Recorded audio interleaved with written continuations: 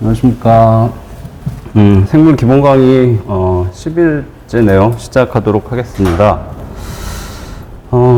지난 시간에 이제 광합성을 공부하셨는데 많이들 고생하셨고 제일 힘든 벽을 이제 2개를 넘었죠. 세포과 광합성. 그래서 사실 세포 광합성 강의가 끝나면 좀 마음이 좀 편해져요. 네. 거기까지 가기가 쉽지는 않거든요. 그래서 잘 같이 해주신 여러분들한테 감사드리고, 자 근데 광합성과 세포 호흡의 비교를 마지막에 했는데 한 번 더 랩을 해야 될 것 같아요. 자 교재 196페이지 보시죠. 생물 2의 1권의 196페이지. 자, 아래쪽 그림을 보시고, 복습을 좀 하셨을 테니까 이 그림을 보고 좀 빠르게 리뷰를 해보도록 하겠습니다. 자, 지난번에 이렇게 반시계 방향으로 돌았으니까 이번엔 다른 방향으로 돌아야 되겠죠? 자, O2가 발생하는 위치가 어딘가요?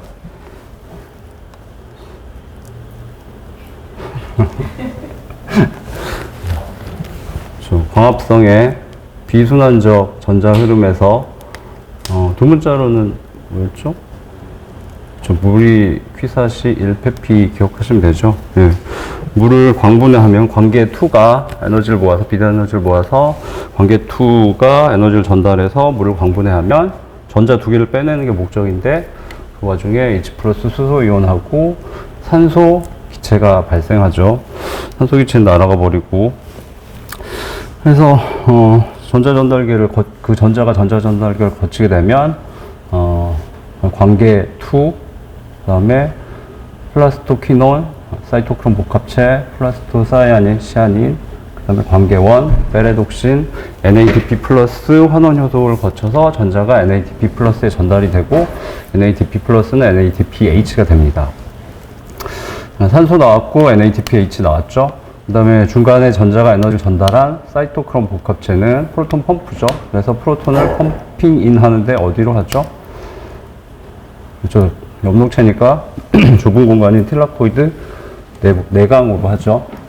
그리고 나서 ATP 합성 효소를 통과하면서 ATP가 합성이 됩니다. 그러면 헷갈리게 이번에 우측으로 가서 세포의 전자 전달계에는 전자 최초 공유체가 뭐죠? NADH하고 FADH2죠.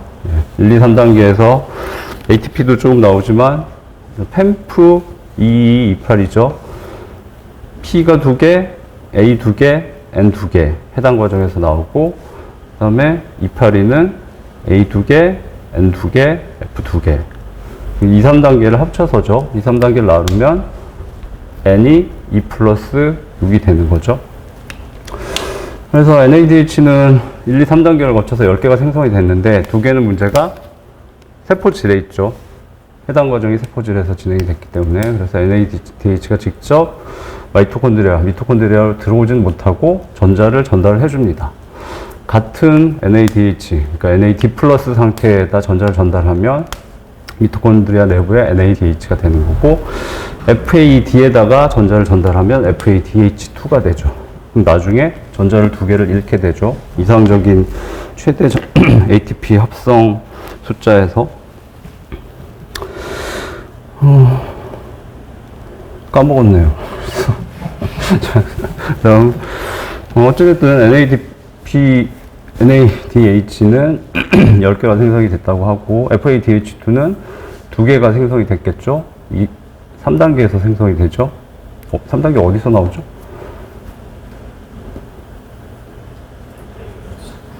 그렇죠. 숙부에서 나오죠. 숙신산에서 푸마르산 가는 과정에서 나오죠. 그 다음에 NADH는 어디서 생성이 되죠? 일단 해당 과정에서 2개 나오죠.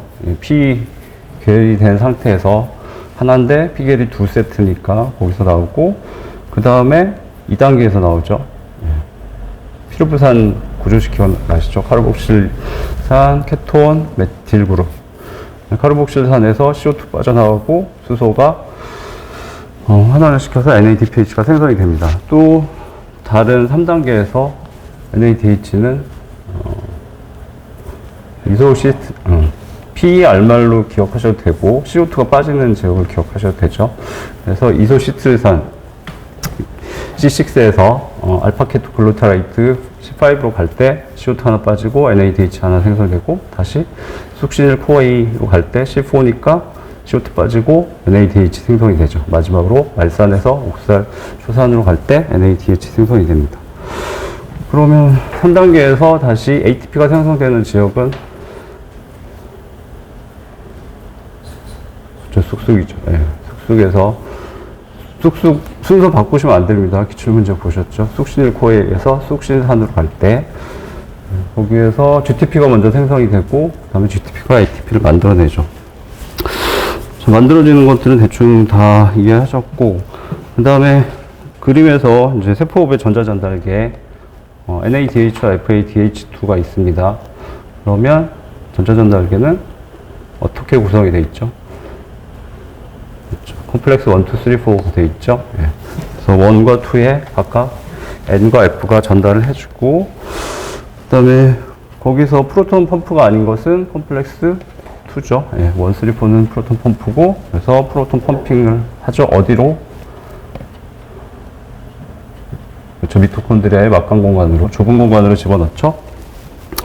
ATP 합성 요소가 작용해서 ATP를 합성을 해냅니다. 자, 그럼 다시 헷갈리게 광합성으로 가셔서 자, 전자전달계는 광합성이 몇 단계죠? 1단계죠. 2단계가 ATP 합성이죠. 그 다음에 명반응의 생성물은 ATP와 NADPH죠. 그 다음에 3단계가 켈빈 회로인데 켈빈 회로에서 CO2가 없으면 계속 축적되는 물질이 뭘까요? 그렇죠. 예, RUBP죠. CO2가 들어와야지 RUBP와 결합을 해서 G6 상태가 되죠. 이게 쪼개져서 PGA가 되는데 CO2가 없으면 RUBP가 계속 만들어집니다. 그러면 켈빈 회로에서 CO2가 들어갔을 때 처음 생성되는 물질은 PGA죠. 예. 우리 시험에서 그 처음 생성되는 물질, 축적되는 물질 이런 게 잘 나오거든요. 그래서 반반은 켈빈 회로의 두 문자는 PD 겔겔루죠. 그래서 PJ, DPJ, 피겔, 피겔, RUBP입니다. RUBP와 CO2를 반응시켜주는 효소는 그쵸, 루비스코죠. 그 다음에 켈빈 회로에서 C5인 것은 RUBP 하나죠. 리블로스 오탄당이기 때문에 C5입니다. 나머지는 다 G가 들어있죠. G는 글라이세롤의 약자고 그래서 다 탄소 3개 C3입니다. BJ, BJ, 피겔 그렇고 네. 그래서 포도당 하나 기준으로 할 때 켈빈 회로에서 빠져나오는 피겔의 숫자는 2개죠. 네. G가 글라이세롤이기 때문에 C3입니다. C3 2개가 빠져나오면 C6인 포도당을 만들 수 있죠. 그 다음에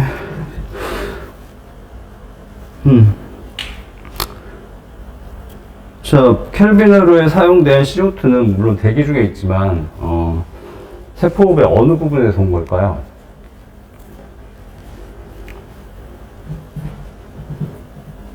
(2단계와) (3단계에서) 옵니다. 네, 2단계에서 CO2 하나 빠지고 3단계 TCA 회로에서 CO2 2개가 더 빠지죠. 아이소시트를 산 다음에 알파케토글루타레이트 거기서 하나 빠지고 그다음 숙신일 코어에서 하나 빠지죠. 그럼 3개가 빠지는데 피브로산이 하나 들어갔을 때 3개가 빠지는 거고 포도당 기준으로 하면 피루브산 2개가 생기니까 탄소와 CO2가 6개가 빠지는 거죠. 그게 뭐 결국엔 광합성에 공급이 된다고 생각할 수 있겠죠. 자, 그 다음에 해당 과정에서 첫 번째, 해당 과정의 첫 번째, 세포호흡의 첫 번째는 해당 과정이죠. 두 번째는 아세틸코의 생성, 세 번째는 TCA 회로, 네 번째는 전자전달계, 다섯 번째는 ATP 합성. 첫 번째 해당 과정의 최초 물질은 당연히 글루코스고, 그럼 어떻게 되죠? G, G6P, F6P, F16BP. 그 다음에 쪼개져서 DHAP와 P겔이 되죠. DHAP는 주로 P겔로 전환이 되고, C3 상태에서 쭉 반을 거쳐서, 나중에 피르부산이 되는데 직전에 PEP가 있죠. 그 다음에 해당 과정에서 중요한 효소 하나가 있었죠. 레귤레이션을 당하는, 조절을 당하는, PFK죠. 포스포프럭토카이네이즈입니다. 포스포프럭토카이네이즈는 프럭토스, 과당에 포스포, 인산기가 붙어 있는 데다 카이네이즈이기 때문에 다시 인산기를 또 붙여주죠. 그럼 어느 단계에서 붙일까요? 글루코스, G6P, F6P. F6P가 인산기가 붙어 있는 과당이죠. 프럭토스 6포스페이트. 거기에다가 인산기를 하나 더 붙여주면 F16BP, 비스포스페이트가 되죠. 걔를 레귤레이션 하는 물질은 최종 산물인 ATP 당연히 하겠죠. 네거티브 컨트롤, 음성 피드백을 하죠. 그 다음에 중요한 중간 산물인 시트르산도 PFK를 음성 피드백합니다. 반대로 AMP가 많으면 세포 내에 에너지가 고갈됐다는 얘기죠. 그래서 AMP는 PFK를 양성 피드백을 해서 빨리 해당 과정을 돌리도록 만들죠. 두 번째 단계는 아세틸 코에 생성이죠. 미토콘드리아에 어디서 일어나죠? 그렇죠. 기질 매트릭스에서 일어나죠. 막단백질이 필요 없으니까. 그 다음에 피르부산의 구조는 아까 말씀드렸고, 여기서 일어난 일은 CO2 빠지고 NADH 생성이 되죠. 그러면 이제 TCA 사이클로 들어가죠. 그러면 두 번째가 어떻게 되죠?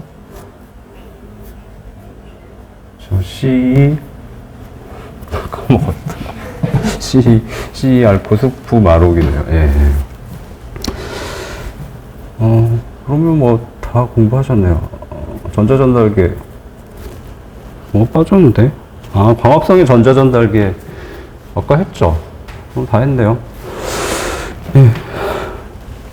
열심히 복습 잘 하셨고, 그러니까 계속 이렇게 혼자서 뭐 질문을 던지고 답을 해도 되고, 아니면 전체를 어느 정도, 지금 이것들이 거의 기출에 나오는 내용이거든요. 그것들을 혼자 중얼중얼 해야 돼요. 랩을 해야 되죠. 그리고 두 문자가 좋은 점은 길을 가다 갑자기 생각이 납니다. 그래서 막 고민하다가 두 문자 생각이 나면 키워드들도 이렇게 끼워 넣게 되고, 좀 상당히 강점이 있어요. 예, 복습 잘 하셨고, 오늘 기출 문제 풀 게 많죠. 그래서 기출 문제 풀도록 하겠습니다.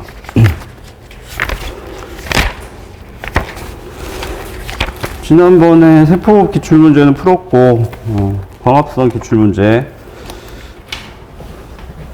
09년 21번이네요.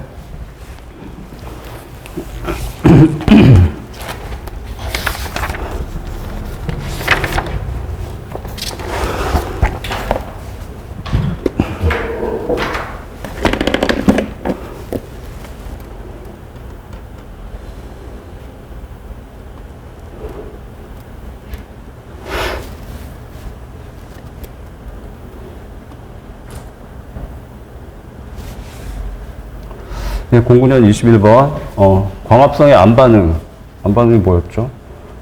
켈빈으로죠. 네. 진행되고 있는 동안 CO2의 공급이 중단된다면 염록체에 가장 많이 축적되는 물질은 방금 하셨죠? 네. RUBP죠? RUBP 답은 당연히 5번이고, 그 다음에 다시 한번 보시면 PGA, DPGA, 피겔, RUBP, 들어갈 때 CO2, 이산화탄소를 받아들이고 거기 관여한 효소는 루비스코죠. 네. 그 다음에 이때 2009년이라서 옛날인데 이때는 이렇게 약어로 나왔거든요. 다음에는 어떻게 나올지 모르겠는데 사실 플레임으로 낼 수는 없고 한글 이름은 더 어렵습니다. 영어 플레임보다. 그러니까 약어로 나올 가능성이 높아 보이고요. 그래서 약어로 공부하시는 게 좋겠다고 말씀드린 거고, 그 다음에 주의하실 점은 피겔은 G3P로도 나올 수 있으니까 그건 같이 암기하셔야 되고, PGA는 3PG인데 너무 헷갈리니까 뭐 그걸 암기하셔도 되고, 그냥 눈치껏 첫 번째 켈빈 사이클의 첫 번째 CO2가 들어갔을 때 첫 번째 산물은 PGA다. 그걸 3PG라고 표현하면, 아, 다른 이름으로 했구나, 라고 눈치를 보시면 되겠습니다. 자, 두 번째는 2005년 22번. 바로 아래 문제네요.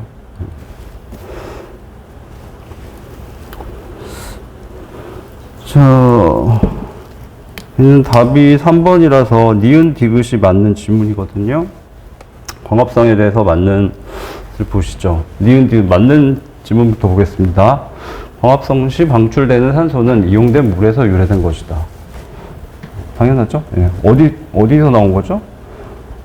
광합성의 명반응의 비순환적 전자흐름. 시작이 물이죠. 물 2, 피사시 1, 페피. 디귿, 루비스코 효소는 이산화탄소에 대한 기질 친화력이 있다. 당연히 있겠죠. 예. 루비스코는 이산화탄소와 RUBP를 잡아서 두 개를 붙여주는 효소입니다. 루비스코는 약간 골치 아픈 게 이제 얘가 좀 아파요. 그래서 실수를 많이 합니다. 그래서 루비스코 약자가 리블로스, 비스포스페이트, 카르복실레이즈, 악시게네이즈죠. 카르복실레이즈가 CO2를 잡아서 붙여준다는 뜻이고, 악시게네이즈는 산소 기체, O2를 잡아서 다른 기질에 붙여준다는 뜻이거든요. 근데 가끔 CO2가 부족하고 산소가 많을 때 산소를 붙여버립니다. 어디에 붙이죠? RUBP에다가. 그러면 광합성이 아니고 엉망이 됩니다. 그래서 광호흡이라고 하는데, 광호흡은 식물 세포에 있어서 되게 안 좋은 상태이기 때문에 좀 얘가 가끔 실수를 하는 거죠. 두 가지 기질, CO2와 O2에 대해서 친화력이 있기 때문에. 근데 원래는 CO2에 대한 친화력이 훨씬 더 큽니다. O2보다. 근데 CO2가 고갈이 되고 O2가 높을 때는 어쩔 수 없이 O2를 붙여버려요. 그럼 광합성이 엉망이 되는 거죠. 일단 거기까지 아시면 될 것 같고, 그래서 니은 디귿은 맞는 지문이죠. 그 다음 기억, 광합성은 식물에서만 일어나는 현상이다. 예, 이런 지문이 나오죠. 일단 뭐 조류에서도 일어난다는 거 아시니까 맞출 수는 있을 거고, 근데 다음에는 더 자세하게 물어볼 수도 있겠죠. 식물, 조류는 캠벨 분류상으로는 다세포 조류, 나왔죠. 김미역 같은 뭐 녹조류, 홍조류, 갈조류. 그 다음에 캠벨은 안 나오지만 미세조류라고 불리는 단세포 조류도 있었습니다. 클로렐라 같은 경우. 그 다음에 단세포 조류가 아니고 원생생물. 조류들은 다 원생생물이지만 원생생물에게 속하는 단세포. 유골레나가 대표적이었죠. 유골레나는 좀 특이한 게 햇빛이 있으면 광합성을 하고 없으면 종속 영양을 합니다. 종속 영양을 한다는 건 물속에 들어있는 영양분들을 먹을 수도 있지만 다른 세포를 잡아먹을 수도 있다는 거죠. 되게 특이하죠. 그 다음에 세균에도 있죠. 남세균, 우리가 좋아하는 남세균도 하고, 그 다음에 말씀드린 퍼플 설퍼 박테리아, 뭐였죠? 홍색 황세균 또는 자색세균이라고 불립니다. 걔는 CO2에서 포도당을 만드는 건 동일하지만 물을 전자공유체로 사용하지 않고 H2S, 황화수소를 전자공유체로 사용을 했죠. 물을 전자공유체로 사용하면 O2, 가스, 산소 기체가 생성이 되지만 H2S를 전자공유체로 사용하면 전자를 꺼내고 나면 수소 이온이 남고 황 원자가 남습니다. 황은 보통 원자가 8개 정도 같이 결합을 해 있는데 날아가지 못하기 때문에 세포 안에 축적이 되죠. 그리고 자색세균 같은 경우는 이제 초기에 광합성이 개발될 때 다양한 시도가 있었나 보다라고 생각할 수 있겠죠. 그리고 그 퍼플 설퍼 박테리아 같은 경우는 H2S 말고 다른 걸로도 최초 공유체를 사용을 합니다. 근데 그 부분 너무 복잡해서 설명을 안 드렸고요. 자, 틀린 질문이죠. 다음 리을. 광 의존성 반응의 결과물로 NADH와 ATP가 생성이 된다. 어디가 틀렸을까요? 그렇죠. 피광이라고 말씀드렸죠? 예, 이런 게 잘 나옵니다. 여기까지 맞죠? 광의존성 반응의 명반응을 얘기하는 거고, 그러니까 명반응도 계속 사용되고, 광의존성, 광비의존성이라는 용어도 같이 사용이 됩니다. 그래서 다 알고 계셔야 되고, NADPH와 ATP가 생성이 되면 맞는 거죠. 그래서 틀린 질문이죠. 자, 다음 14년 22번입니다.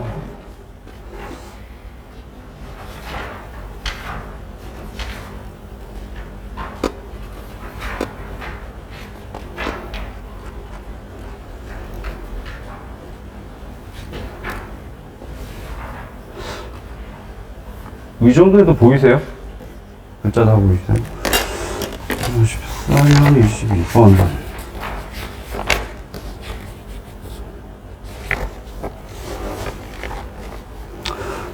역시 광합성 문제고, 답은 맞는 질문이 2번이네요. 이거지?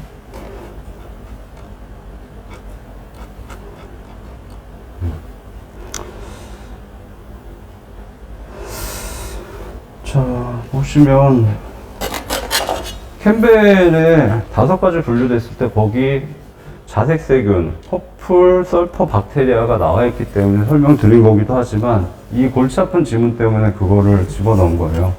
근데 사실 이건 좀 엔티성 지문이라고, 나티피컬한 좀 짱돌 문제 지문이라고 할 수 있긴 한데 한번 나왔기 때문에 또 나올 수도 있죠. 이때 당시에는 짱돌 문제였지만 이제 다시 나오면 그건 짱돌 문제가 아닌 거죠. 자색세균은 아까 퍼플 설퍼 박테리아나 거의 일치한다고 합니다. 근데 이거는 홍세균이라고 부르던데 여기서는 지문에서는 자색세균이라고 출제가 됐고요. 이산화탄소와 물을 이용하여 포도당과 산소를 생성한다. 이산화탄소를 이용해서 포도당을 만드는 건 당연하죠. 그거는 광합성 주체가 바뀐다고 바꿀 수 있는 게 아니고, 근데 물을 최초 공유체, 전자 최초 공유체로 사용하지 않고 H2S를 사용하죠. H2O와 H2S는 OS가 같은 족이기 때문에 화학적 성이 유사하고, 네. 그래서 얘는 물을 사용하지 않고 H2S를 사용해서 전자를 빼내고, 그럼 수소이온이 생기고 설퍼, 황이 남습니다. 그래서 설퍼, 네, 고체가 남게 되죠. 그래서 틀린 지문입니다. 두 번째 맞는 지문이죠. 남조류 사이아노박테리아는 광합성을 할 때 물을 분해하여 산소를 발생시킨다. 당연하죠. 얘가 엽록체가 됐기 때문에 물을 분해해서 산소를 발생시키죠. 자, 틀린 지문들이죠. 3번 안 반응해서 NADPH와 ATP가 합성된다. 아니죠. 명반응해서 합성되죠. 켈빈으로해서 사용되는 루비스콘은 이산화탄소보다 산소의 4기지. 그게 더 크다. 예. 이산화탄소에 대한 친화력이 훨씬 더 큽니다. 그래서 평상시에는 문제를 안 일으키는데 이산화탄소 농도가 낮아지고 산소 농도가 높아지면 그때 문제를 일으키죠. 문제를 일으키는 거는 산소에 대한 기질 친화력이 더 크기 때문이 아니라 산소 농도가 높을 때 문제를 일으키는 겁니다. 다음, 산화적 인산화 과정에 의해 ATP가 생성된다.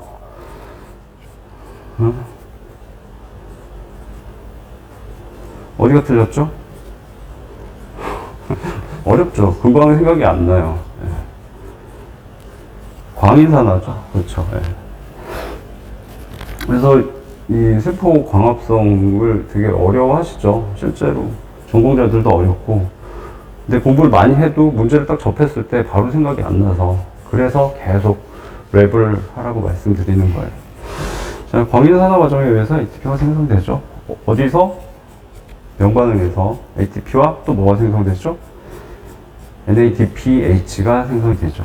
왜 광인산화죠? 처음 시작하는 전자가 물에서 나온 거기 때문에 에너지가 낮습니다. 그래서 에너지를 높여주면서 진행을 해야 되는데, 관계2와 관계1에서 안테나 색소들, 안테나 시스템이 있어서 뭐 엽록소 A도 있지만 안테나 시스템의 색소들이 다양한 파장의 빛을 흡수를 해서 서로 전달을 해주고, 그게 P680이죠. 반응 중심에 있는 그 엽록소 A가 P680인데 거기에 에너지를 전달해주면 전자의 에너지가 높아져서 P680이 고에너지 전자를 방출을 하고, 얘가 반응 중심 컴플렉스에 있는 프라이머리 일렉트론 억셉터죠. 1차 전자 수용체에 전달을 해주죠. 그 다음에 플러스 도피넌, 사이토크롬 복합체, 플로토시아닌, 관계1, 얘는 P700이 있죠. 거기 1차 전자 수용체 다시 고에너지 전자를 전달해주면 페레독신, NADP 플러스 환원요소, 그 다음에 NADP 플러스에 전달이 되고 NADPH가 생성이 되죠. 그래서 비순환적 전자 흐름의 경우는 초기에 산소 기체 발생하고, 그 다음에 사이토크롬 복합체가 프로톤 펌핑을 해서 ATP가 만들어질 수 있고, 최종적으로 NADPH가 생성이 됩니다. 네, 그래서 2번이 답이고 나머지는 틀린 질문이죠. 다음은 14는 28번.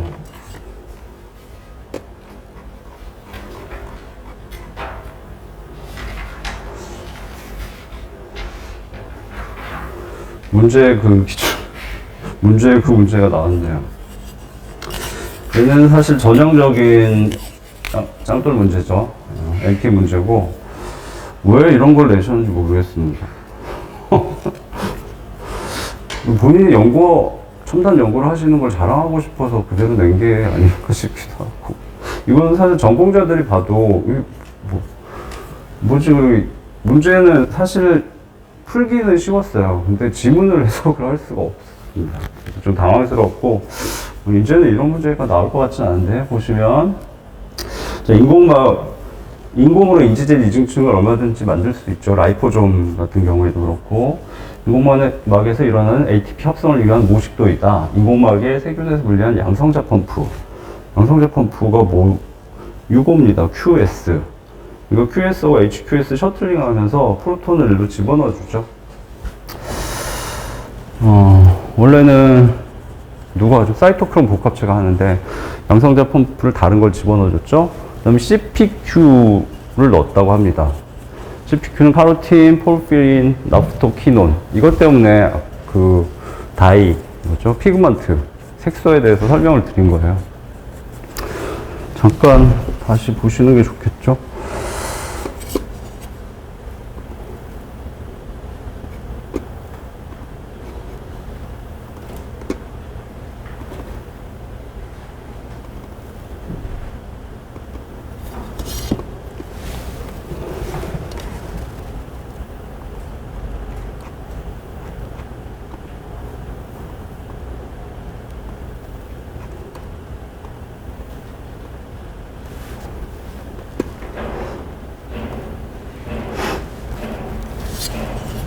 카로틴이죠. 카로틴은 이중결합이 꽤 많고, 공명 구조도 가능할 수도 있을 것 같아요. 하여튼 이중결합이 많기 때문에 색소를 작용하고, 전자의 전하, 준위가 다양하기 때문에 여러 파장의 빛을 흡수를 할 수 있는 겁니다. 카로틴은 전형적인 피그먼트 색소죠. 그 다음 퀴논이 나왔나요? CPQ. 포르피린. 포르피린도 이중결합 많고, 공명을 형성할 수 있는 구조죠. 색소로 작용할 수 있습니다. 퀴논이 나왔죠. 퀴논은 얘는 나프토퀴논인데 이 부분이 없으면 퀴논이고 이중결합도 있고 공명을 할 수도 있습니다. 얘도 색소로 작용하는 거죠. 결국 이 문제에서 말하고 싶은 것은 CPQ라는 거는 보조 색소를 말하는 거예요. 안테나 시스템을 말하는 거예요. 보조 색소들, 안테나 색소들을 집어넣었다는 뜻이죠. 그 다음 시금치 엽록체에서 분리한 ATP 합성 요소를 삽입하였다. 이 인공막에서 일어나는 ATP 합성에 관한 설명으로 옳은 것만을 구하라.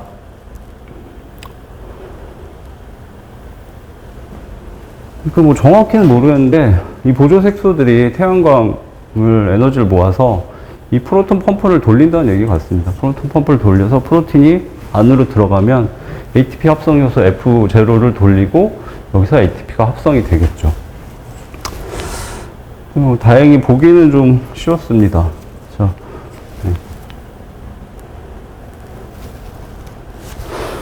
ATP 합성에서 F0V로 양성자가 통과하면서 F0가 회전되어야만 ATP가 생성된다. 맞죠? 네. F1은 회전하지 않고 F0가 회전합니다. 두 번째, CPQ는 엽록소 관련 안테나 시스템을 모방한 것이다. 네, 안테나 시스템 모방한 겁니다. 색소들이니까. 화학을 공부하신 분들은 풀었을 수도 있어요. 보면은, 이게 색소일 수 있겠다라고 추정할 수 있는데, 하여튼 좀 어려운 문제였죠. ATP 합성 요소의 F1V가 인공막 안으로 향하기 반대 방향으로 뒤집어 ATP가 생성되지 않는다. 자, 얘를 이렇게 뒤집어서 삽입을 했다는 거죠. 그러면 F1이 이쪽으로 들어가죠. 그러면 당연히 생성되지 않죠. 프로톤은 다 일로 들어가 있는데 거꾸로 돌아갈 수는 없거든요. 예. 프로톤은 F0 방향으로 들어가서 무조건 F1으로 나가야지 F1에서 ATP가 합성됩니다. 보기는 쉬웠죠. 보기는 그렇게 어렵지 않았는데. 예. 다음은 17년 29번.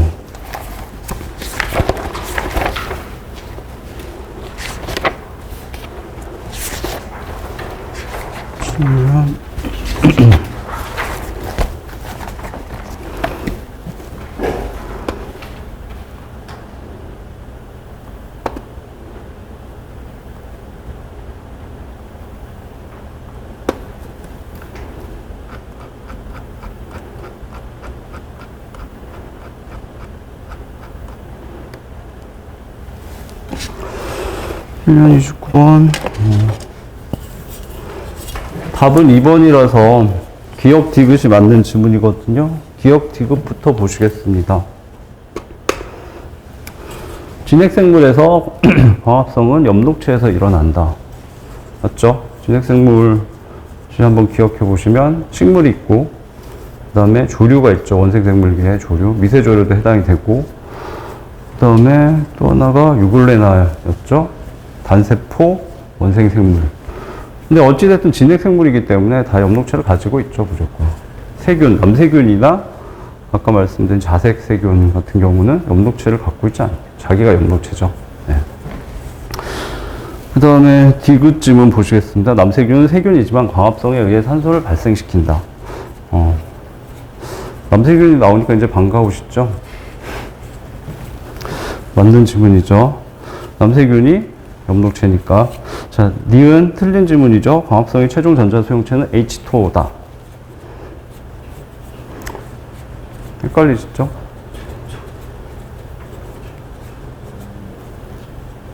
네. 물이 퀴사시 1폐피니까 NADP 플러스가 받아줍니다. 물에서 전자가 나오고, 광합성의 명반응, 그 다음에 비순환적 전자 흐름에서. 그걸로 풀어도 되는데, 여기 보시면 H2O가 전자를 받을 수 있을까요? 못 받습니다. 예.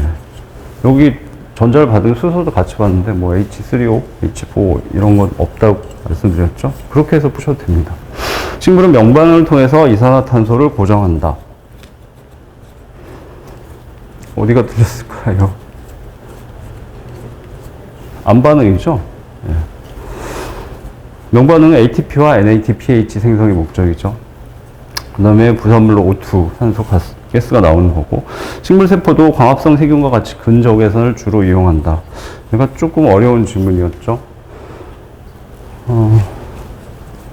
틀린 질문인데, 보셨죠? 그 엽록소 A의 흡수 스펙트럼, 그리고 식물세포의 엽록체가 하는 거죠.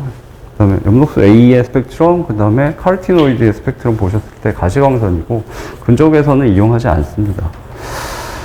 광합성 세균이 근적외선을 이용하는 거, 근적외선을 이용 안 하는 걸로 알고 있는데, 그건 모르셔도 풀 수 있고. 근데 문제는 광합성 세균이란 용어죠. 이게 교재에 따라서 광합성 세균 그럼 남세균을 말하기도 하고, 근데 사실 아까 자색세균도 광합성을 하는 세균이죠. 광합성을 하는 세균이라고 해석하면 좀 애매하죠.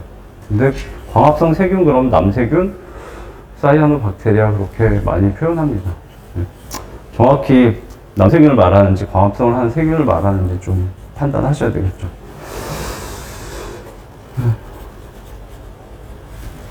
다음은 18년 23번. 2018년 23번.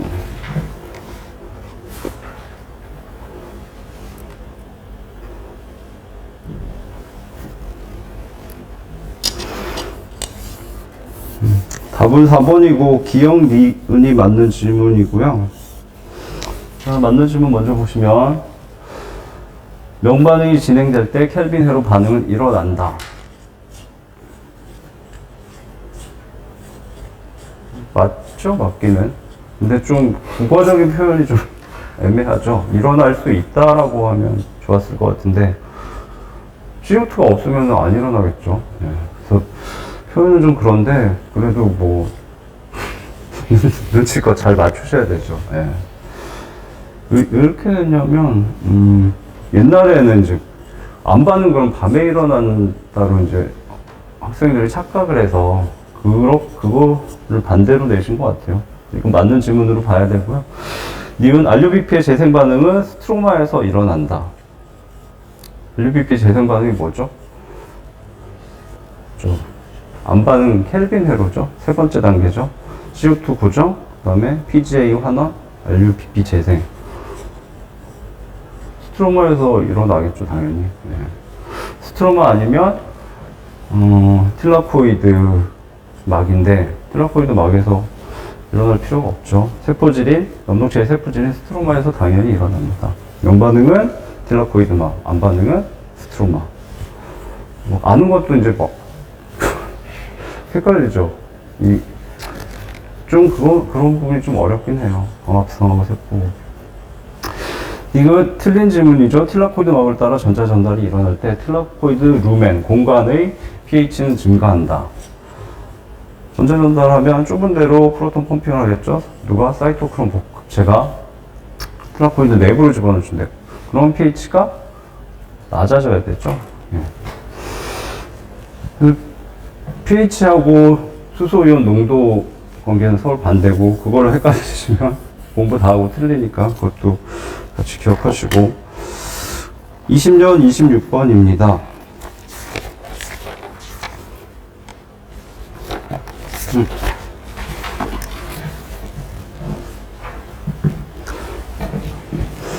작년 문제 내용 20년 26번.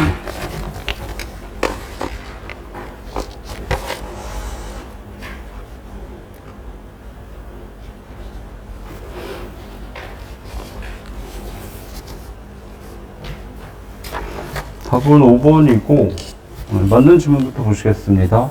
옳은 것은 스트로마에서 명반응 성물을 이용하여 포도당이 합성된다. 맞죠? 포도당 합성하는 건 안 반응이고, 안 반응은 스트로마에서 일어나죠. 명반응의 성물은 ATP하고 NADPH죠. 틀린 질문들 1번 관계원의 반응 중심 색소는 스트로마에 있다. 이게 무슨 소리예요? 네. 틸라코이드 막에 있죠? 네. 그림 생각나실 거고. 그 다음에 2번 관계2의 반응 중심에 있는 엽록소는 700나노미터 파장의 빛을 최대로 흡수한다. 네. 관계 1과 2를 잘 바꾼다고 말씀드렸죠. P680이죠? 네. 관계 2 반응 중심 컴플렉스가 있고, 리액션 센터 컴플렉스가 있고, 주변에 라이트 하비스팅 컴플렉스, 직광 복합체들이 여러 개가 있습니다. 반응 중심에 직광 복합체에는 안테나 색소들이 있고, 반응 중심에는 더 스페셜 페어 오브 클로로필 A가 있다고 말씀드렸죠.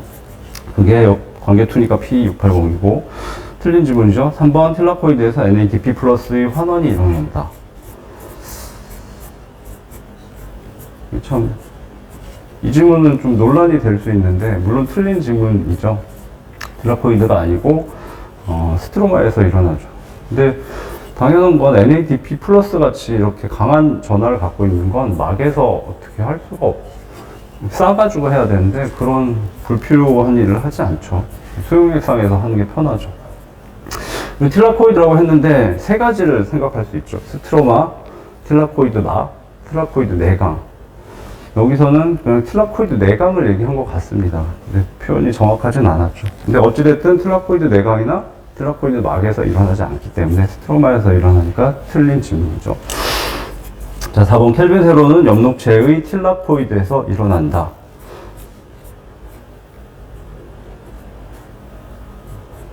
이거 같은 내용이죠. 켈빈 세로니까 안 반응을 말하는 거고, 안 반응은 스트로마에서 일어나죠. 엽록체 세포질인 스트로마의 효소들이 작용해서 일어납니다. 엽록체 틸라코이드 막에서는 명반응만 일어나죠. 다음 21년 21번.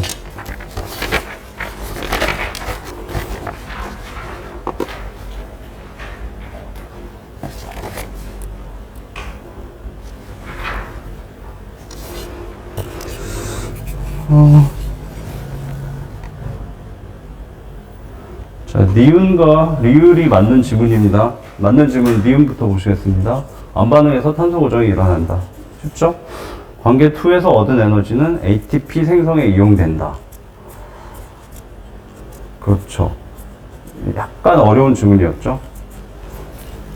이거는 자료를 보시는 게 좋을 것 같네요.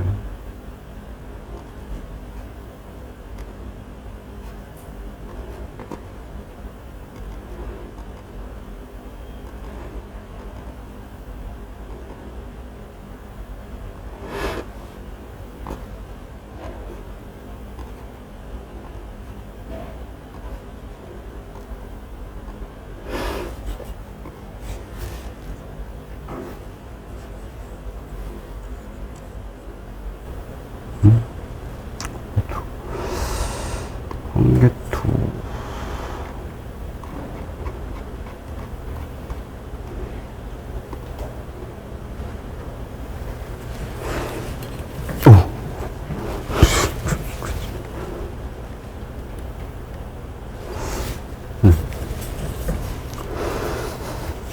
교재를 한번 읽어보셨으면 관계 2에서부터 전자가 출발한다고 설명이 되어 있습니다. 그리고 전자가 가면 여기서 광분을 해서 전자를 공급받는다고 되어 있는데 뭐 그렇게 공부하셔도 되고, 근데 여기서부터 시작하셔도 되죠. 관계 2의 빛 에너지가 에너지를 전달해서 광분해를 하고 이 전자에 또 빛 에너지가 들어가서 고에너지 전자가 되죠. 전자가 이렇게 플라스틱 퀴논 사이토크롬 복합체를 지나면서 사이토크롬 복합체에 에너지를 나눠줍니다. 그 에너지로 사이토크롬이 프로톤을 펌프인 하죠. 어디로? 틸라코이드 내강으로. 그래서 ATP가 합성이 되죠. 따라서 사이토크롬 복합체가 펌프인을 할 수 있는 에너지는 어디서 왔을까요? 여기서 온 거죠. 예. 관계 2가 받아들인 빛 에너지가 결국 사이토크롬 복합체가 이용한 에너지인 거죠.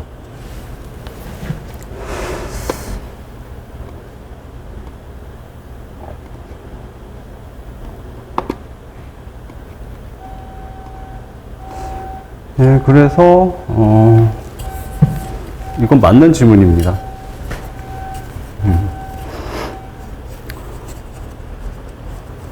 그럼 관계 1에서 얻은 에너지는 ATP 합성에 이용될까요?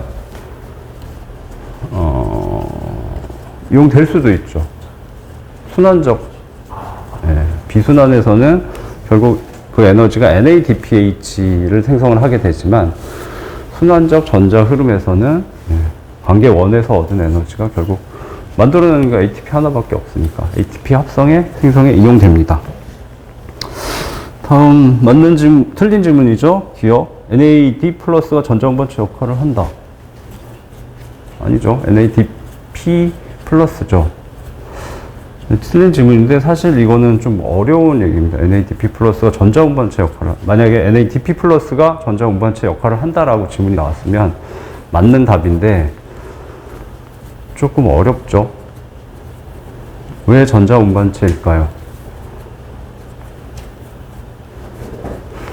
자, 명반응에서 쭉 가서 마지막에 NADP 플러스가 전자를 받아서 NADPH가 됐죠. 전자를 캐리하고 있습니다. 가지고 있습니다. 그 전자를 어디다 줄까요?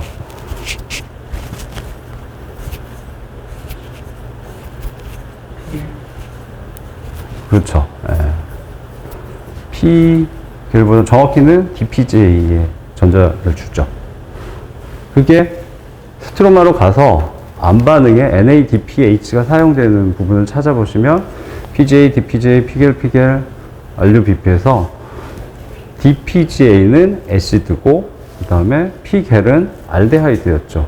애시드가 알데하이드가 돼서 오른쪽에서 왼쪽으로 오니까 환원이 된 거죠. 그걸 환원시킨 건 누구냐? NADPH죠. 환원시켰다는 건 전자와 수소를 NADPH가 DPGA에 전달을 해준 거죠. 네. 그거를 엮어야 되기 때문에 사실은 그렇게 나왔으면 꽤 어려운 지문이죠. 전자 운반체 역할을 훌륭하게 해낸 겁니다. NAD 플러스가 광합성이 아니고 세포호흡에서 NAD 플러스가 전자 운반체 역할을 한다. 맞는 지문일까요? 틀린 지문일까요? 그것도 맞는 지문입니다. 예. 자, 그거를 어디서 자, NADH는 여러 군데서 생성이 되죠. 이거는 좀 어려운 내용이라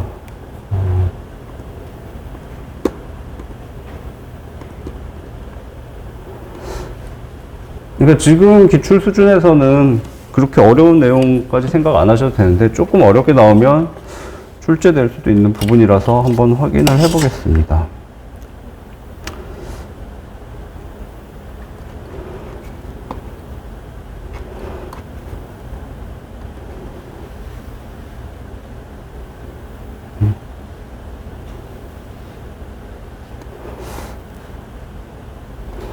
자, NADH는 뭐 저기 1번 1단계에서 생성이 되죠. 해당 과정에서도.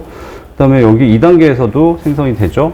3단계에서도 생성이 됩니다. NADH가 생성이 됐다는 건 NAD 플러스가, 자, 요 케이스를 보시죠.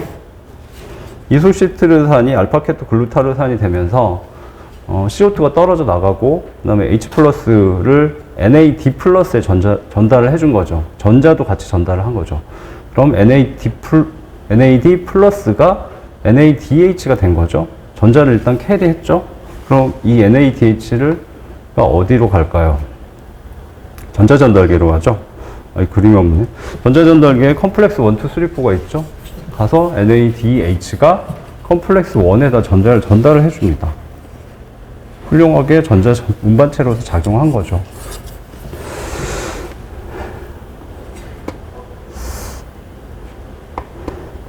지금 기출 수준에서는 뭐 그렇게 어려운 문제가 나오진 않으니까 뭐 걱정하실 필요는 없는데, 전체를 이렇게 엮어서 한번 연습을 해보는 건 필요하죠. 다음, 틀린 질문입니다. 디귿. 배출되는 O2는 CO2에서 유래된 것이다. 아니죠. 예. 물에서 유래된 거죠. 자, 그래서 광합성 8문제를 풀었고, 광합성, 이제 더 어려운 문제죠. 광합성과 세포호흡의 비교 3문제인데,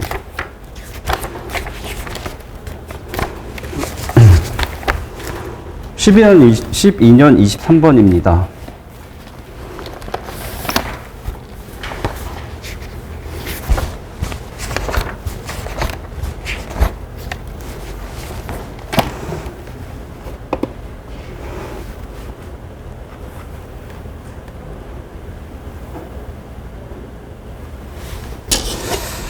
얘는 좀 상당히 어려웠어요. 답은 1번이라서 틀린 지문이 리을입니다. ATP를 합성하는 방법 이렇게 나오면 정확하게 읽으셔야 돼요. 인산화를 말하는 건지 ATP 합성을 말하는 건지. ATP 합성하고 인산화는 다르죠. 그러니까 아무 물질에나 그냥 인산을 붙이면 그건 인산화고, 그 중에 붙인 물질이 재수없게 ADP였다.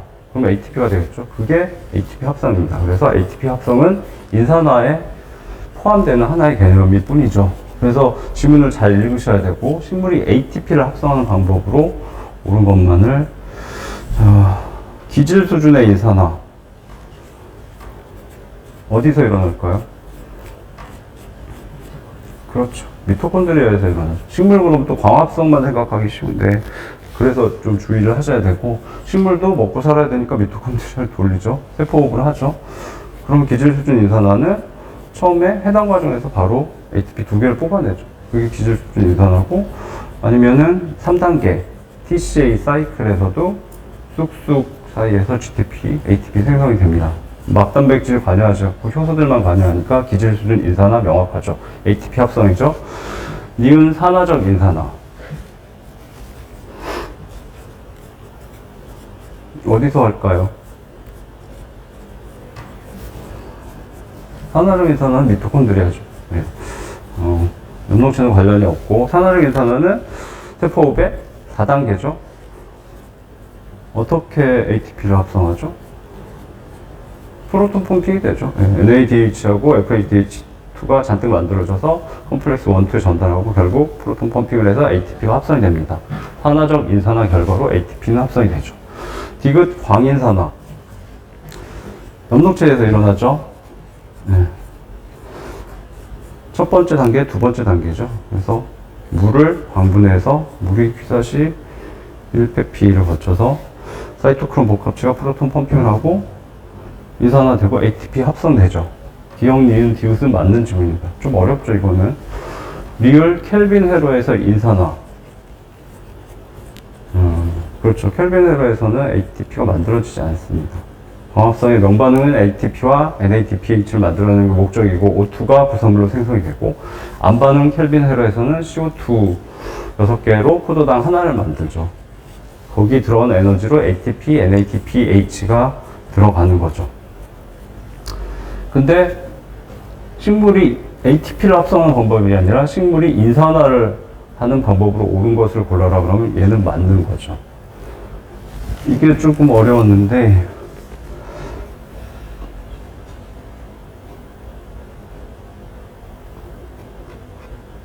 이거 옛날 자료네. 옛날 자료.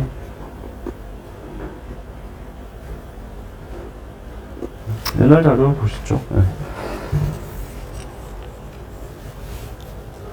자, ATP가 어디에서 소모되죠? 다이포스페이트하고 비스포스페이트 찾으시면 되죠.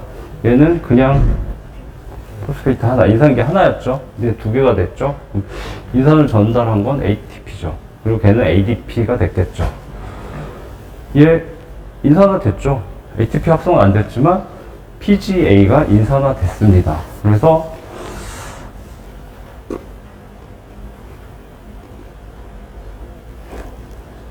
켈빈 회로에서 인산화는 일어납니다. PGA 인산화는 일어나고, 그리고 RUBP도 원래 인산이 하나 붙어 있는데 인산화가 된 거죠. 그렇지만 ATP를 합성하는 방법이 아니기 때문에 틀린 겁니다. 개념이 좀 어렵죠. 네. 근데 그 정도 공부하시면 인산화와 뭐 ATP 합성에 대해서는 전체를 보시는 거니까 이해하시면 뭐 비슷한 수준의 문제는 다 푸실 것 같고요. 그 다음에 13년 25번입니다.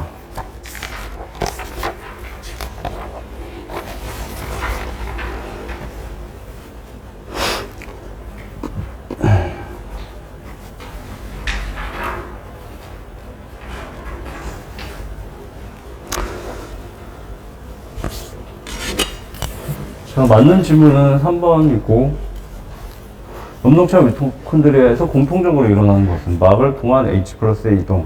이건 그래도 쉽죠. 예. 프로톤 펌핑이고, 그 다음에 ATP 합성 요소를 지나서 ATP가 합성이 되죠. 자, 그럼 왜 틀렸는지 보시죠. 빛 에너지의 화학 에너지로의 전환. 뭐죠?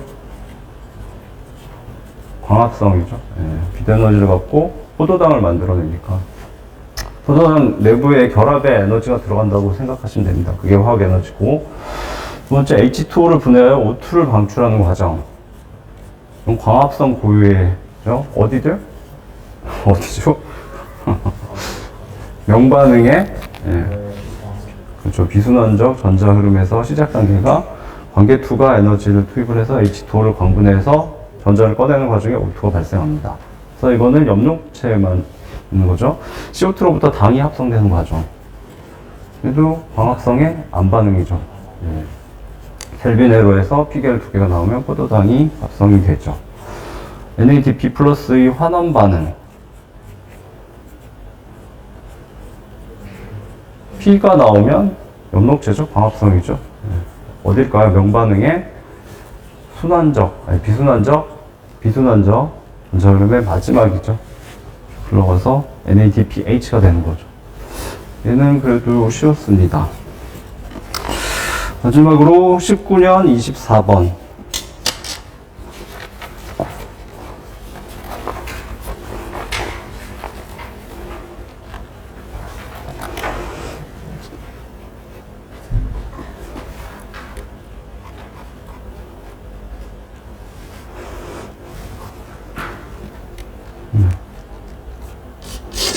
자, 옳은 것을 고르라고 했는데 답은 3번이고 니은 디귿입니다. 맞는 지문부터 보시죠. 니은 광합성의 명반응은 포도당을 합성하지 않는다. 원래네요, 원래.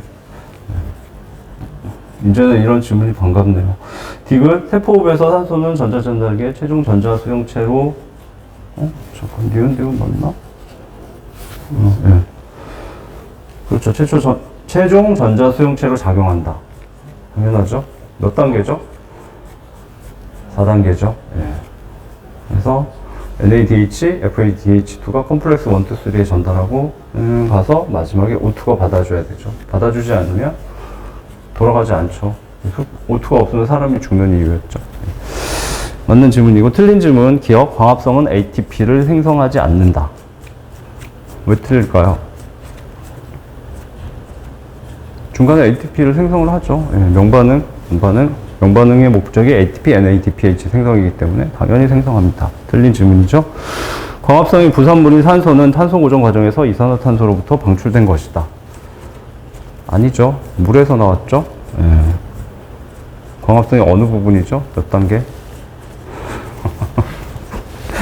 1단계죠. 예. 1단계 전자전달계에서 비순환적 전자 흐름에서 시작이 H2O. 목적은 전자를 꺼내는 건데 수소이온과 O2 산소 기체가 같이 나오죠. 예. 이 지문은 아까도 나왔죠. 2번이나 나왔습니다. 그리고 실험이 있었죠. O18을 썼죠. 58 방사선 동위원소를 써서 예, CO2에서 유래하는가 H2에서 유래하는가 실험이 있었죠. H2에서 유래합니다. 오, 기출 푸는 것도 만만치 않네요. 예. 고생하셨고 15분 휴식하도록 하겠습니다.